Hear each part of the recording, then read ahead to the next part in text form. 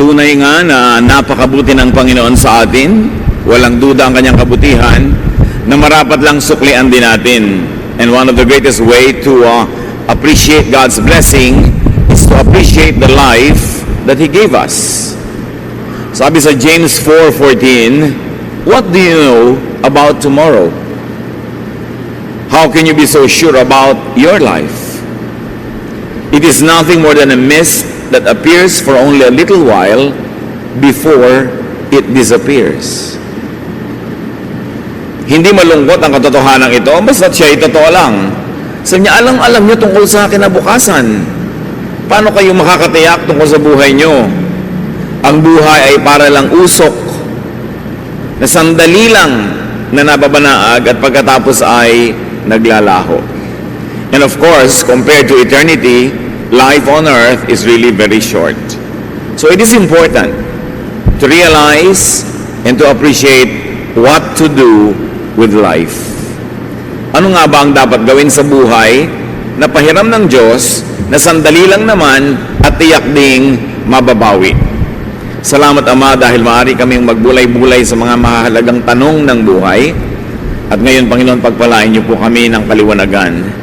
Forgive us our sins, cleanse us, empower us to understand your wisdom so we may live life to the fullest and give you glory. Father, we thank you, committing everything to you in the name of your Son, Jesus, who is the author of life. Amen. Ano nga ba ang gagawin sa buhay? Laging tanong yan. Itinatanong pagka nagka-high school, nagsisimulang mag-isip-isip ng mga buhay-buhay, tapos nalilimutan uli ang tanong na yan when people become busy trying to survive. And then, later on in life, when there's more time to analyze life itself, natatanong uli, ano nga ba ang kahulugan ng buhay at ano ang dapat gawin sa buhay o habang nabubuhay. Unang-una, of course, be born. Begin life. But this is not your doing. God does it to you and for you. Psalm 139:14-16. I praise you because of the wonderful way you created me. Everything you do is marvelous. Of this I have no doubt. Nothing about me is hidden from you. I was secretly woven together in the earth below. But with your own eyes you saw my body being formed. Even before I was born, you had written in your book everything I would do. Napakalalim ng katotohanan na sinasabi ng Psalm 139:14-16. Pero kung ating sasagipin, sasalain, ang pinaka main message nito is ang bawat tao ay nilikha ng Diyos, handiwork of God, creation of God, na walang napasama sa ating elemento bilang tao na hindi alam ng Diyos, na hindi niya pinayagan o hindi niya ginawa. Ano lang ang kahulugan nun?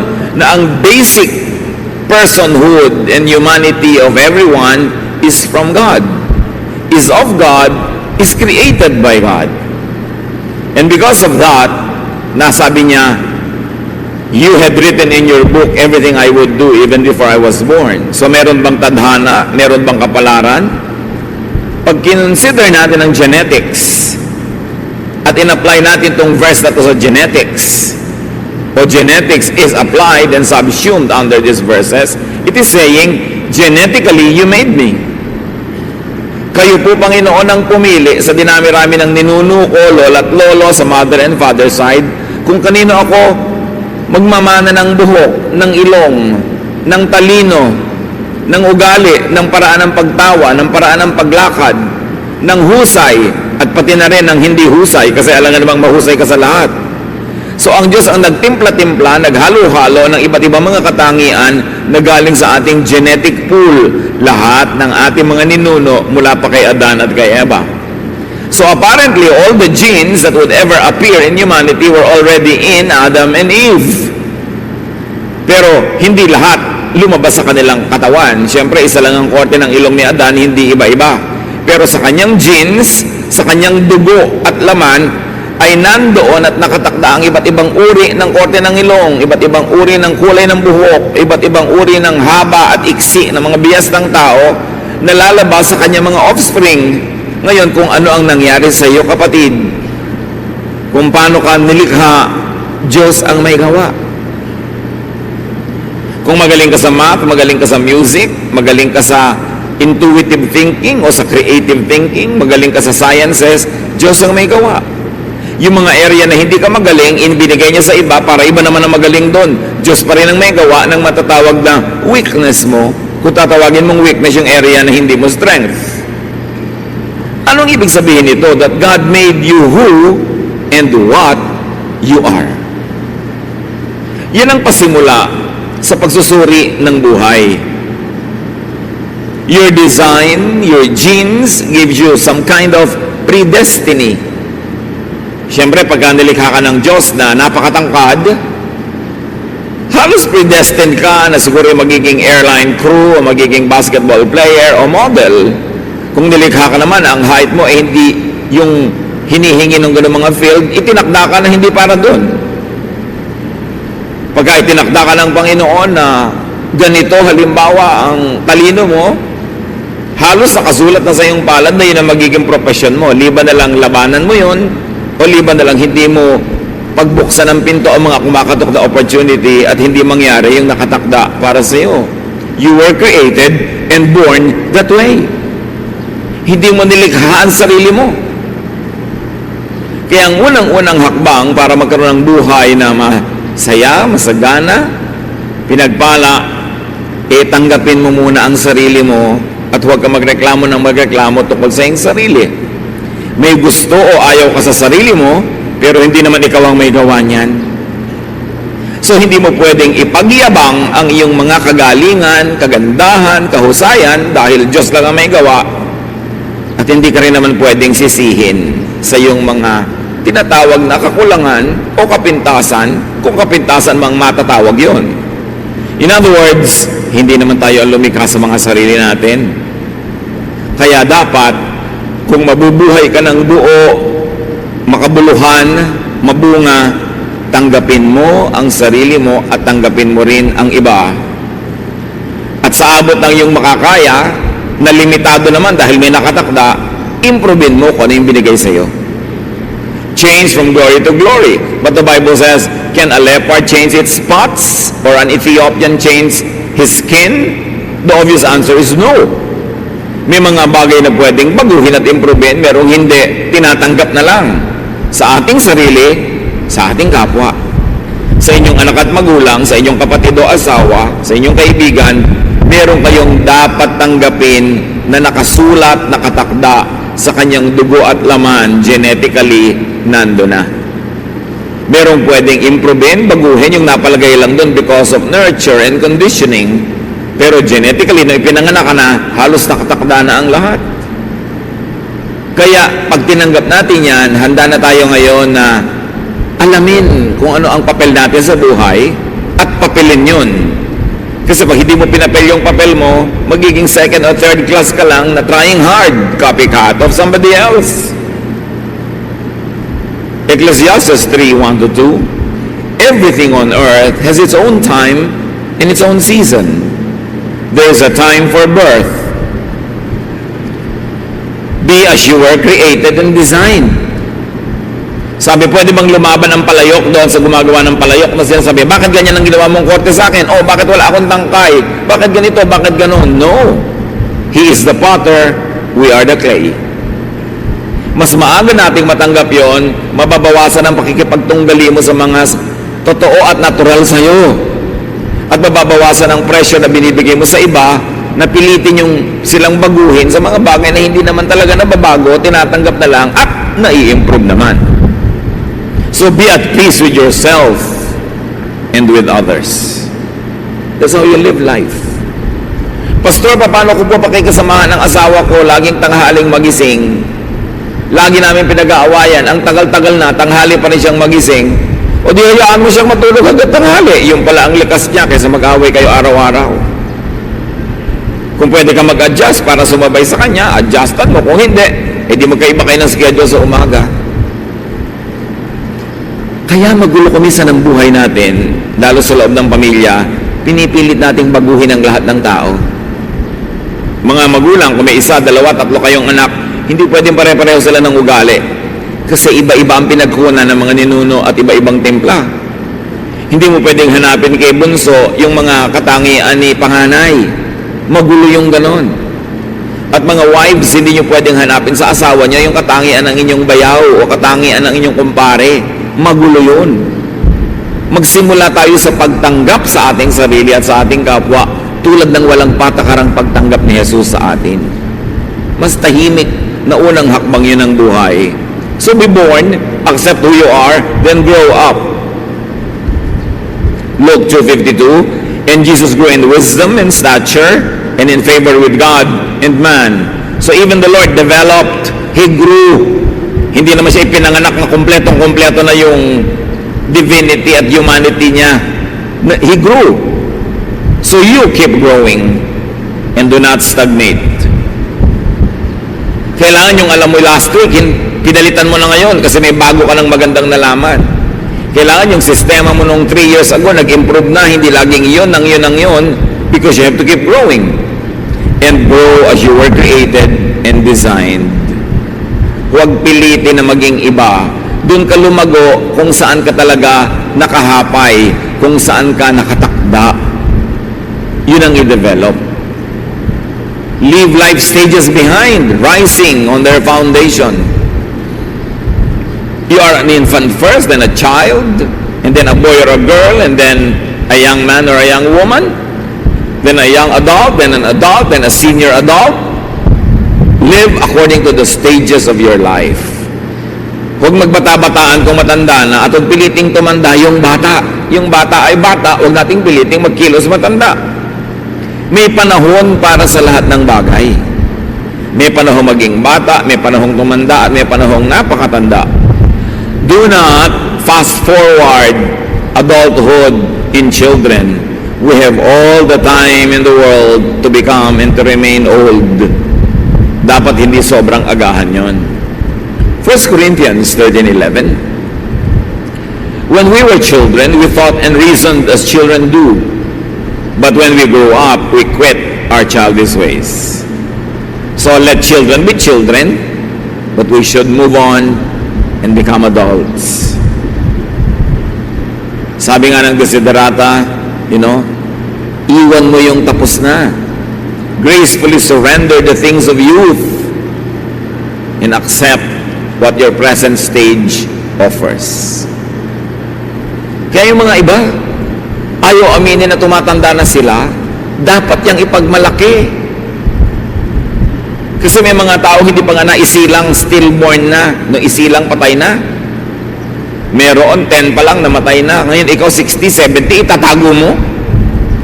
Dapat ba ipagpasalamat, ipagbunyi. Look, nadaanan ko ng kutakot-takot na bagyo, lidol, mga revolusyon, mga snatcher, mga murderer. Pero ito, kung buhay pa, salamat. Hindi itinatago ang edad, yan ay ipinagbubunyi. And then after a time-limited, dependent childhood, mature, and produce what you need. Dapat dependent ka lang habang batang-bata ka pa o sobrang tanda na. In between, you must be self-sufficient.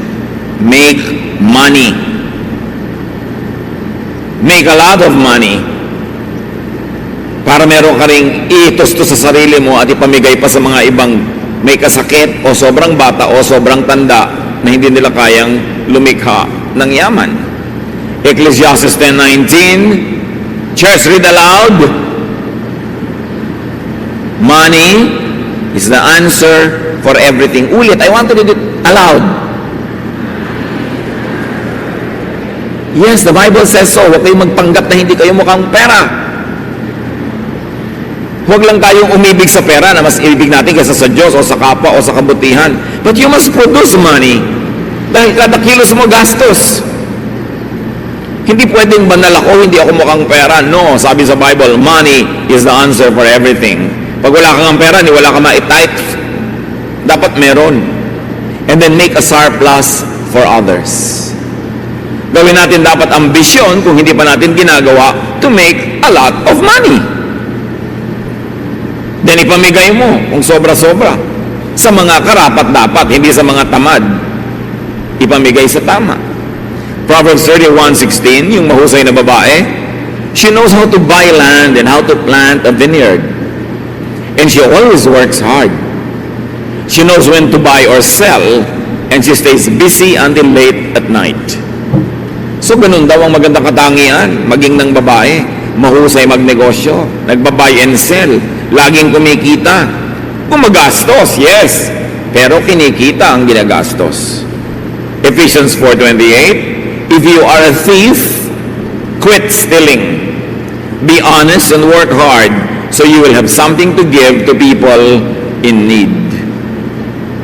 So napakasarap na kumita ng higit sa iyong kailangan, meron kang pwedeng ipamigay. And one of the greatest pleasures in life is to give to deserving people.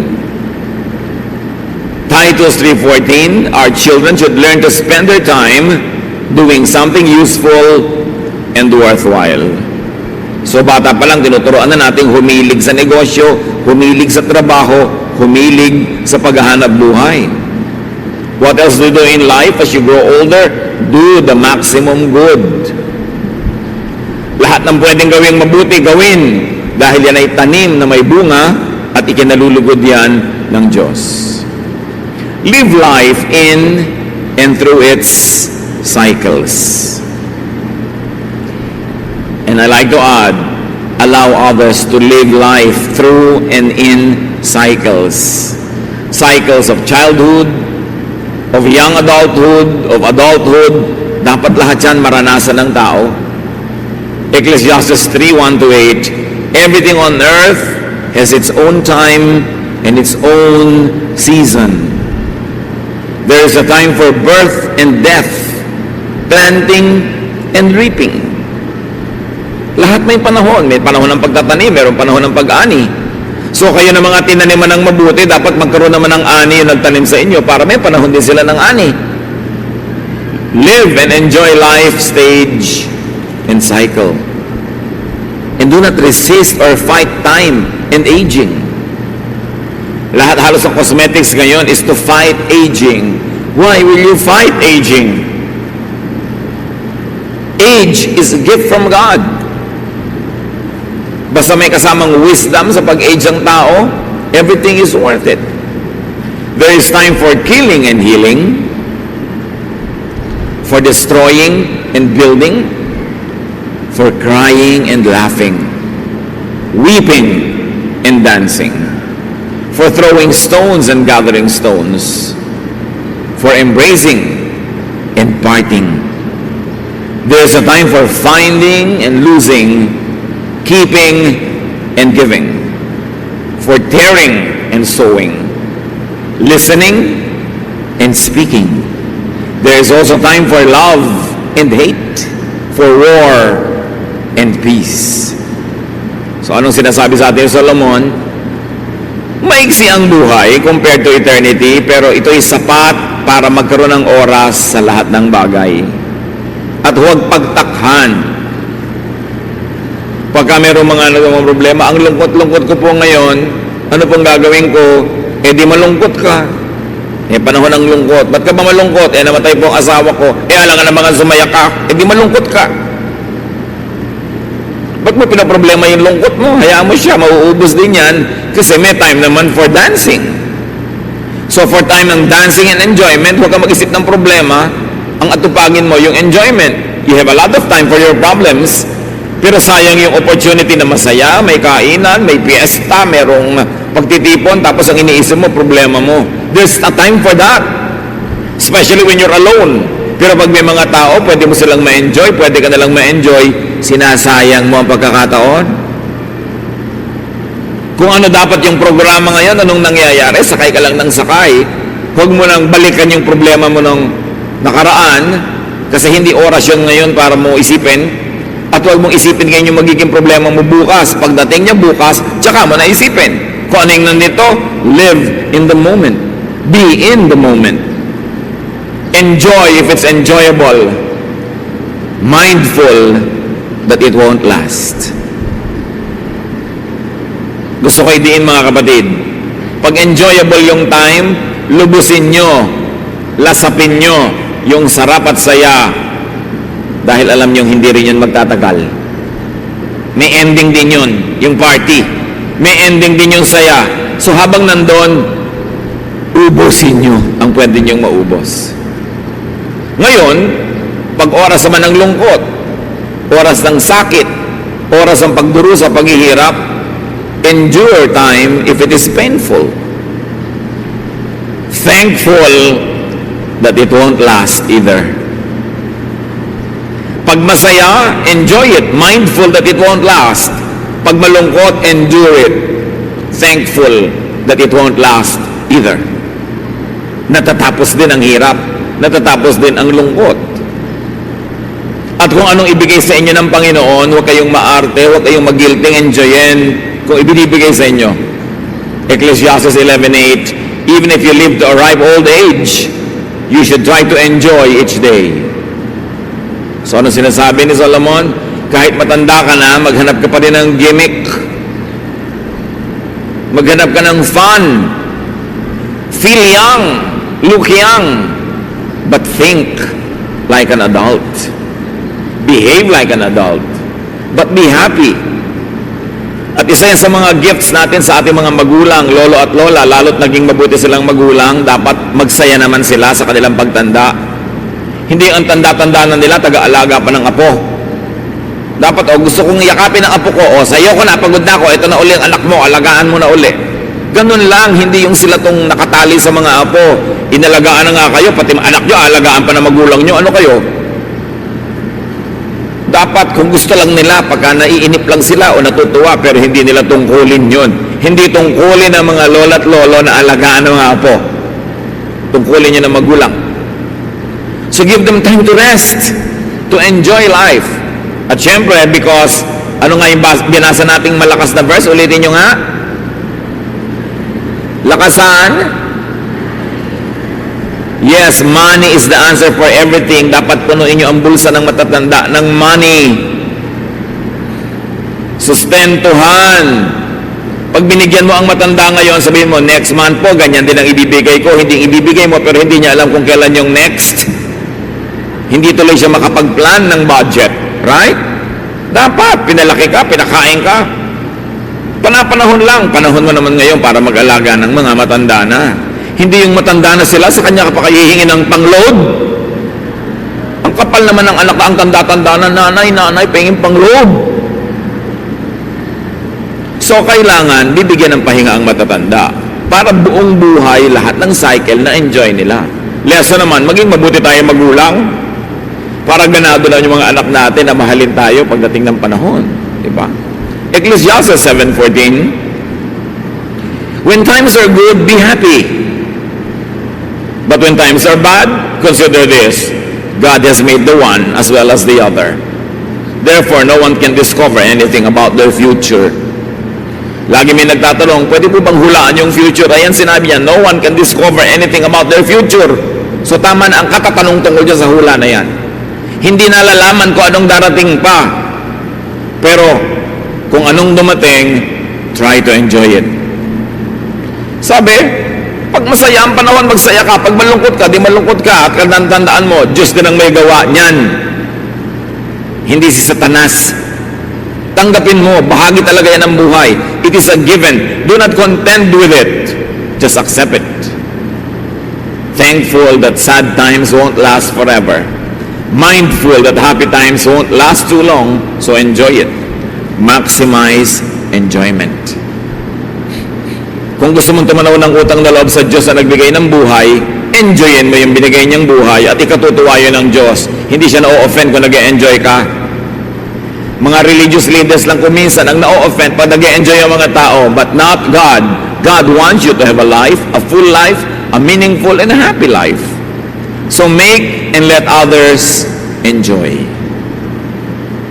Gawin yung mission sa buhay, mga kapatid, to make people enjoy. Especially people who are good to you and kind to you. What do you do with life? Minimize pain and suffering. Bawasan, untian natin ang lungkot at hirap ng buhay. Huwag makipag-away. Nakakalungkot yan. Huwag mang-api. Huwag maging killjoy sa iba. Minsan yung taong to ngayon lang pala siya nagkaroon ng kaligayahan, kikiljoyan mo pa. Ang tagal-tagal pala niya nagdurusa. Tapos ngayon naiinis ka dahil ang lakas niyang tumawa. Ngayon lang pala nakatawa yung tao after many years. Hayaan niyo yung mga tao. Let people also enjoy their lives. But above all, what do you do with life? Fear God and obey His commandments. Hindi takot na ninenervyo sa pinagpapawisan ng malapot, but banal na takot. Isang uri ng takot na may pitagan na bibigay sa'yo ng inspirasyong mabuhay ng maayos, na mabuhay ng mabuti sa kapwa-tao. Ecclesiastes 12:13-14. Everything you were taught can be put in a few words. Respect and obey God. This is what life is all about. God will judge everything we do, even what is done in secret, whether good or bad. So laging igalang ang Diyos. Itrato ang mga tao tulad ng gusto ng Diyos sa pagtrato natin sa kanila. Igalang ang ating sarili, mahalin ang buhay. At kung kaya mo, get a partner or a substitute, maybe a friend. Kasi kung wala kang tunay na romantic partner, maybe there's the next best thing. But always have a partner, a friend, someone that you share time and space with. Genesis 2:18, the Lord God said, "It isn't good for the man to live alone." So mga magulang, huwag tayong mangontrabida sa mga nagugustuhan ng ating mga anak. Sila ang makikisama. Dapat ang kasama nila sa buhay, yung gusto nilang kasama. Yung masaya silang kasama. Hindi yung gusto natin para sa kanila. Hindi naman tayo ang makakasiring nun at makakasalo. Pero syempre, mga anak, makinig din sa opinion ng magulang kasi kung minsan, dahil sa edad, marunong na silang kumilatis kung sino ang problematic person pala at hindi makakabuti para sa iyo. But at the end of the day, it's really the choice of the one who is going to get into the partnership. And let's allow people to have their own partners. Huwag tayong mga kontrabida. Sabi sa Ecclesiastes 4:9-12, two are better than one, because they have a good return for their labor. If either of them falls down, one can help the other up. But pity anyone who falls and has no one to help them up. Also, if two lie down together, they will keep warm. But how can one keep warm alone? Though one may be overpowered, two can defend themselves. A cord of 3 strands is not quickly broken. So napakalino ng sinasabi na mabuting ang tao may kasama sa buhay. Kung may romantic partner, the best. Ngayon, kung wala nun, the next best thing. Merong matalik na kaibigan, merong mabuting kasama sa negosyo, kabarkada, kaibigan. Kasi ang buhay, mas mabuti kung merong kasalo. At tayo naman, huwag maging maramot, huwag maging mapagkait sa ating kapwa na nangangailangan ng kasama sa buhay. Marami ganyan mga anak, mabubiyudo ang tatay, mabubiyuda ang nanay, ayaw ng pag-asawahin uli. Remember that marriage is only until one of them dies. And when one passes on, the person is free to marry again. Maraming mga anak ayaw pagsawahin yung tatay. Paano naman ang gusto makakaasawa ng tatay? 18. Anong gusto yung asawa ng magustuhan ng tatay nyo? 90. Isa pang aalagaan din niya. Alam nyo, akala natin last lang yon, yung gusto ng matanda bata. Hindi lang yon.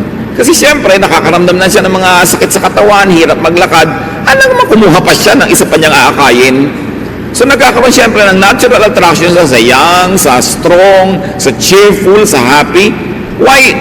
Why na ipagkakait sa mga magulang yon? Dahil natatakot kayo may kaagaw kayo sa mana? Sa mga lupa, sa kuko ng tatay nyo, maghahati-hati kayo sa konting lupa.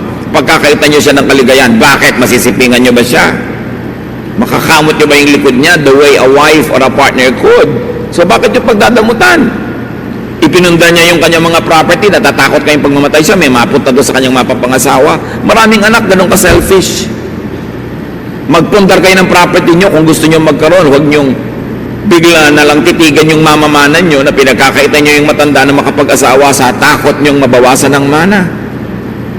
Meron pa nanay, ang tanda-tanda nyo na, nakakahiya naman po na mag-asawa pa kayo. Bakit nakakahiya?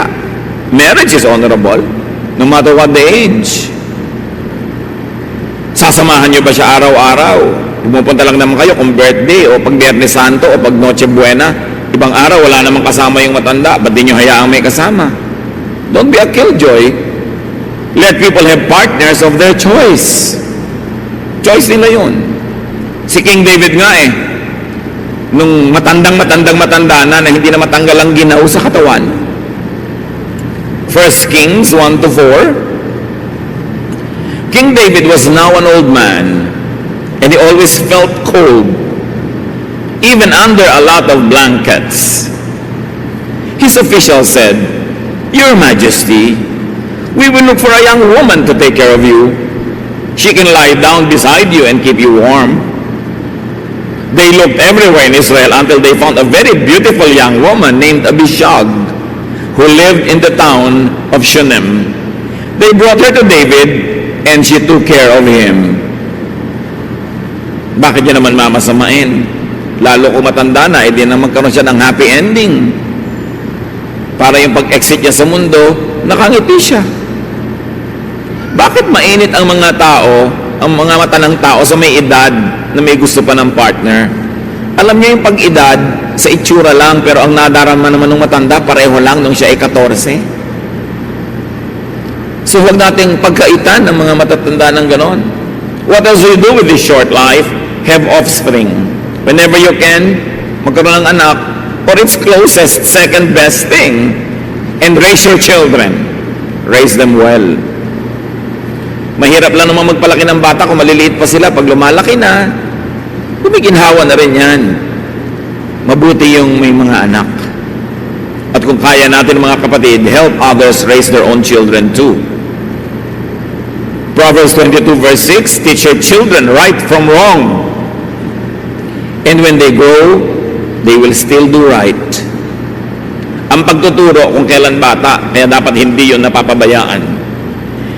Isa sa mga social dangers ng ating OFW phenomenon, kumisan walang nakakatutok sa mga bata. Kaya tuloy ang nangyayari, lumalaki na walang guidance. Kailangan habang bata, mahalin, tutukan, alagaan, para paglaki, balanced person siya. And now, of course, enjoy your children. And when you grow older, your grandchildren. Bakit ka pa may anak kung hindi mo nun may enjoy? And enjoyment is sharing time and space. There should be a lot of togetherness, a lot of fellowshipping. Proverbs 17:6, grandparents are proud of their grandchildren. Which of course goes without saying, mga young people, live so that your grandparents will be proud of you. Hindi yung binibigyan nyo sila ng kahihiyan, kundi sila ay may maipagmamalaki. So mga kapatid, enjoy fruits of lifelong toil and good works. Kaya yung mga magulang natin, pag nagsi-senior years na sila, dapat na-enjoy na nila lahat ng itinanim nila. Hindi yung kasama pa tayong namimitas. Dapat tayo na yung nagdadagdag sa mga kaing-kaing nila ng mga ani. Ecclesiastes 3:13, because God's gift to us is the happiness we get from our food and drink and from the work we do. Regalo yun ng Panginoon na tayo'y umani ng itinanim at lasapin ang sarap ng ating mga mabubuting naging mga gawa. Ecclesiastes 5:19, suppose you are very rich and able to enjoy everything you own. Then go ahead and enjoy working hard. This is God's gift to you. So yung mga bunga ng iyong pagsisikap, sabihin ko noon, huwag kang mahiya na ina-enjoy mo yan. Huwag kang mag-apologize. Bigay yan ng Diyos. God wants you happy. God wants you to have pleasure. Hindi yan ipinagkakait ng Panginoon at hindi dapat ikahiya kung sa malinis namang paraan ng galing. So nagawa niya na yan. You are born, you grow, you enjoy life, you get a partner, you have children when you can. You do the maximum good, you minimize pain, you maximize enjoyment. And when your time comes, die. Natural darating yun. Sabihin nyo nga sa katabi nyo, die. Pero wag muna ngayon. Di ba? Later, much later.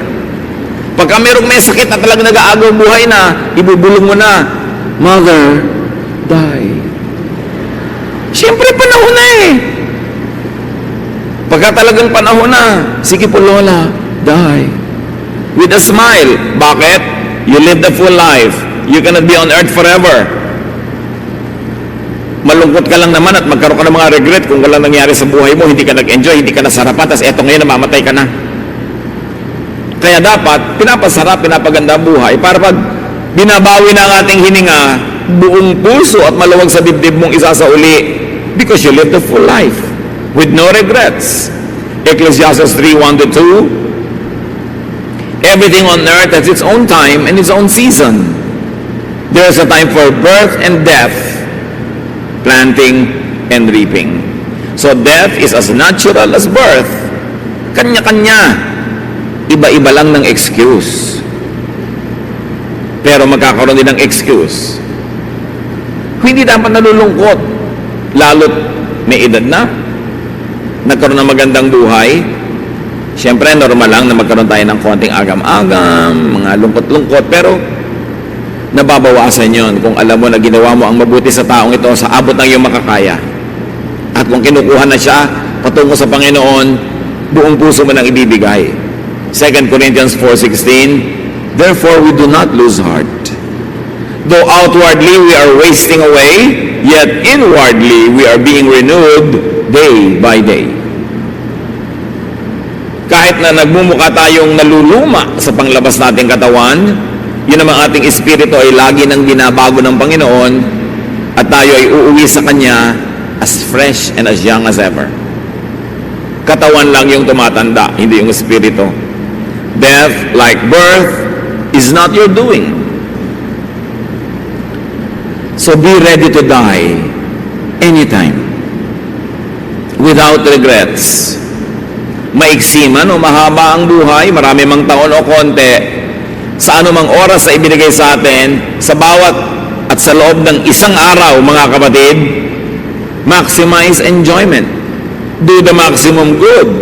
Minimize pain. Love people. Savor life. Enjoy life. Every day. Para kahit any day kang kunin, wala kang lugi. Hindi pwede magtitiis ka ng 10 taon para mag-enjoy sa 11th year. Paano kung namatay ka sa 9th year? So every day, meron kang konting bakasyon. Kahit ilang minutes in your mind. Kung kaya mo na oras, may rest ka. Every day, may oras ka ng trabaho, may oras ka ng pahinga, may oras ka ng entertainment and refreshment, may oras ka to love, may oras ka to learn and to teach. Every day, every week, every month, every year. Para anumang oras dumating ang end of this life, kumpleto lagi yung cycles ng buhay mo. Ecclesiastes 8:8, we cannot control the wind or determine the day of our death. Hindi yan nalalaman. So live as if you're going to die tomorrow. Enjoyin mo lahat, gawin mo lahat ang mabuti, all in a day. But plan as if you're going to live 100 years. But be ready to meet your Maker anytime. And also, be ready for other people's death. Hindi lang tayo dapat handa sa sarili nating pagpanaw sa mundong ito, handa rin tayo sa pagpanaw ng iba, lalo na mga mahal natin sa buhay. Paano tayo naghahanda? Mahalin mo na ngayon. Bigyan mo na ngayon. Patawarin mo na ngayon. Pagbigyan mo na ngayon, para bukas, kung siya binawian ng buhay, wala kang ipinagsisisi. May sakit, dalawin mo na pag nalaman mo agad. Hindi yung next week pa, dahil baka bigla siyang bawian ng buhay sa gitna ng week. Eto ka ngayon, nagsisisi. Bahala ko lang ang dalawin eh. Hindi na ako nahintay. Bakit naghihintay ba ang kamatayan? Para hindi tayo sobrang mabigat ang loob pag merong sumakabilang buhay, lahat ng kaya nating mabuting gawin, gawin na natin. Wala kang guilt. At na-enjoy niya yung kabutihan. And when God calls you, then enter eternity. Next chapter naman ng buhay. Absent in the body, present in the Lord.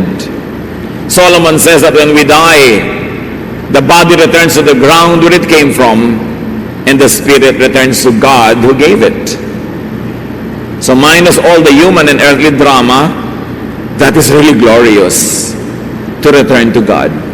Pero dahil hindi naman natin talaga alam na alam kung ano naghihintay doon, kaya hanggat maaari, nagtatagal tayo dito kasi itong alam natin, itong kilala natin, but God has a plan for you.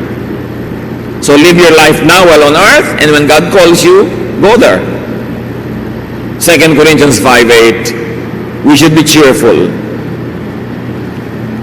because we would rather leave these bodies and be at home with the Lord.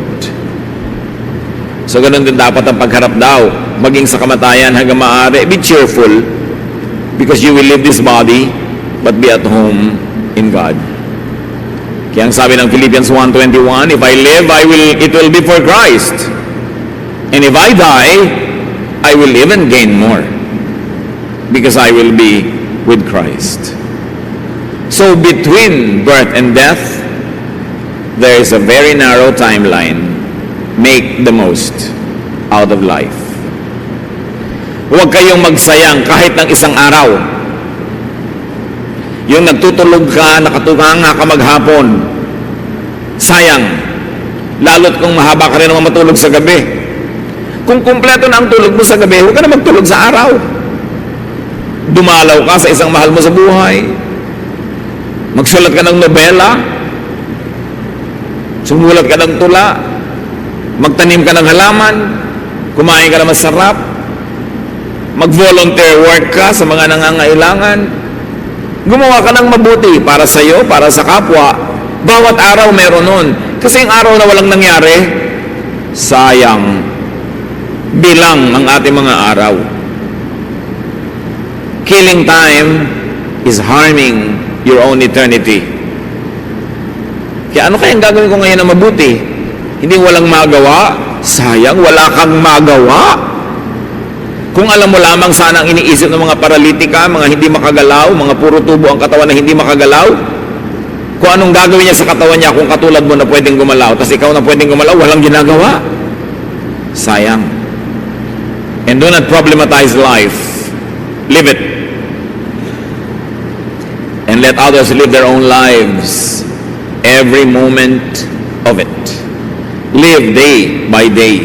Live by the moment. Live in the moment. Mga kapatid, kumakain kayo halimbawa, stop texting. Maliban na lamang na life and death yun. Magkakaharap kayong pamilya, wala naman nag-uusap, nagte-text lahat. Pagkakataon nyo na yun na mag-usap-usap, mag-fellowship. Kaya meron isang matinong ina, ang husband niya nagtatrabaho abroad, uuwi sa bakasyon, sabi sa mga anak, pag nandito ang daddy nyo, walang internet, walang Facebook, walang text. 10 minutes lang everyday. Asikasuhin yung daddy nyo, makipag-usap kayo, makipag-fellowship kayo. Dahil sayang ang oras. Pag kumakain kayo, lasapin nyo yung kinakain nyo. Yung lasa, enjoy nyo sa inyong labi, sa inyong dila, sa inyong lalamunan. Hindi lunok lang ng lunok na hindi nyo nalalasahan. Hihiga ka, lasapin mo yung sarap ng bagong palit na bedsheet. Yung lambot ng yung higaan, yung lamig ng electric fan o ng aircon o ng hangin. Enjoy the moment because it is God's gift. Bakit tayo binigyan ng tenga? Para marinig mo ang musika.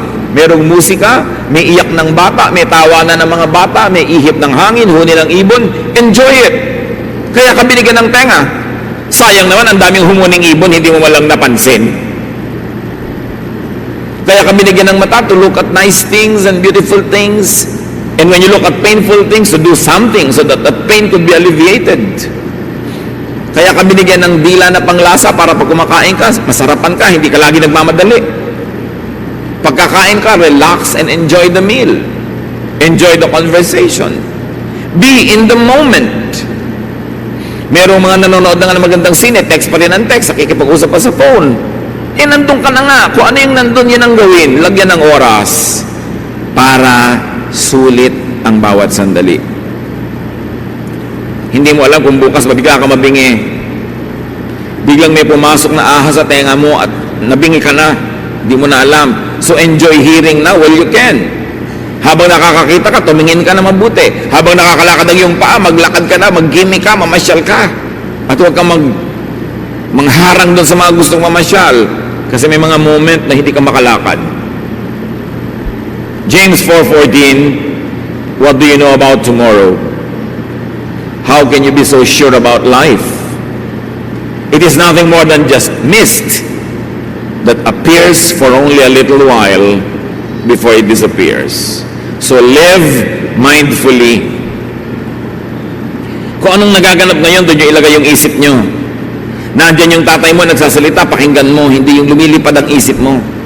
Kasama mo yung asawa mo, enjoy the moment, hindi yung kung ano-anong ini-imagine mong ibang bagay. Savor the time and place. Nagbabakasyon kayo, huwag kang umimbento ng gulo o away, sige na, todo pasa na lang, lampas lahat, para masarap ang panahon. Savor the sensations and the feelings. Napakahalaga ng feelings. Expose yourself to what makes you feel good. There's nothing wrong with that.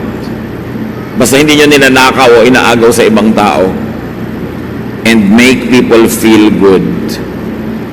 Mga kapatid, binigyan tayo ng dila.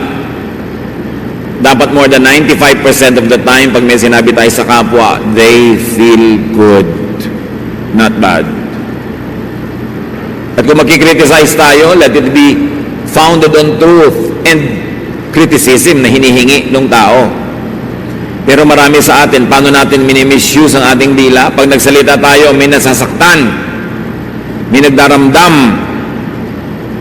Meron people who feel bad. So ano kayo, gift or curse to humanity? Make people feel good. Compliment them. Ang ganda-ganda ng haircut niya, appreciatein mo. Bihis na bihis ang iyong asawa, may lakad kayo, parang wala kang nakita, parang isang sakong bigas lang yung nakita mo, wala ka malang comment.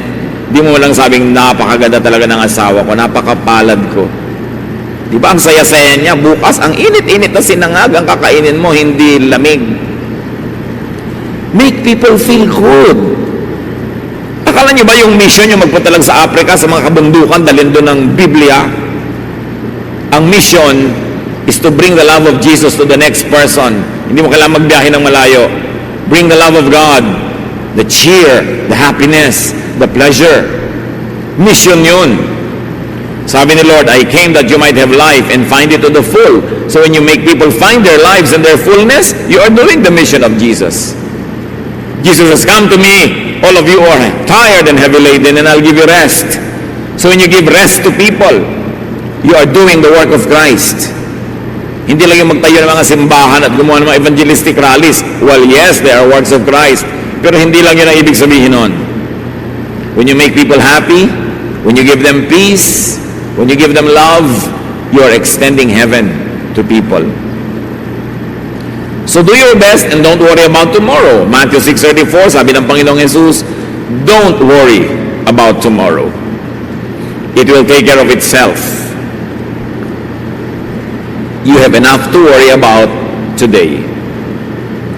Practice discipline, mga kapatid. Yung problema nyo lang ngayon, yung kaya nyo lang harapin, kaya nyo lang solve, ang gawin nyo. Yung bukas, ipagpabukas nyo na. Yung iba hindi nila nakakaya yung dala. Nababaliw, nagpapakamatay, bumibigay. Kasi dinadala ngayon, pati yung problema na pang next week. The grace of God today is enough for all the trials of today. Tomorrow's problems will be accompanied by blessings of God tomorrow. Sabi sa Psalm 90 verse 12, teach us to use wisely all the time that we have. Gaano karaming oras pa kaya, araw, buwan, minuto ang natitira bago tayo humarap sa Diyos at mabawian ang buhay? Use wisely all the time that you have. To love, to be loved, to do the maximum good, to share the gospel of Jesus to people, not only the words of the Bible, but love in action as exemplified by Jesus. And when your time comes to meet your Maker, die. Ganun talaga ang buhay, huwag dramahan masyado. Meanwhile, while you are not being called to eternity, live, get a life. Kaya nga napakaganda ng Tagalog na mabuhay. Sabi sa Spanish, a vida. Kailangan magkaroon ng buhay ang tao para hindi sayang ang panahon. Ama namin sa langit, salamat sa pahiram niyong buhay. Nawa huwag niyo kayo makitang bulagsak, nag-aaksaya, sumisira ng minuto, ng oras, ng araw, ng linggo, ng buwan, ng taon. Kundi matuto kami to be responsible. At aming ma-appreciate, Panginoon, na ang lahat ng ito bigay niyo may kahulugan at may misyon, may hirap, may sarap na kasama ang bawat sandali. Teach us to be wise, how to deal with time, and how to live life to the fullest. Pagbulay-bulayan natin mga kapatid kung paano i-apply sa buhay ang mga pinagsaluhan natin. Lord, teach us to number our days.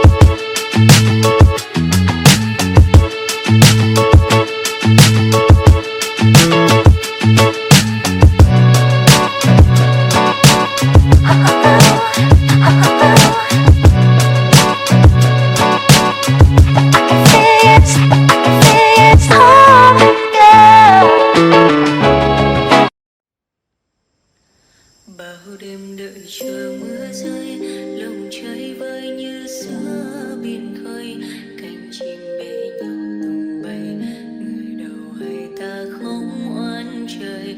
Bao năm tình yêu chưa phai, giờ chia hai đôi lứa lạc nhau, lối gió số phận đã không an bài bền lâu. Người đi về đâu giờ em không lưu luyến nữa, ôm thêm bao nhiêu đắng cay, không chỉ sau này mình còn gặp được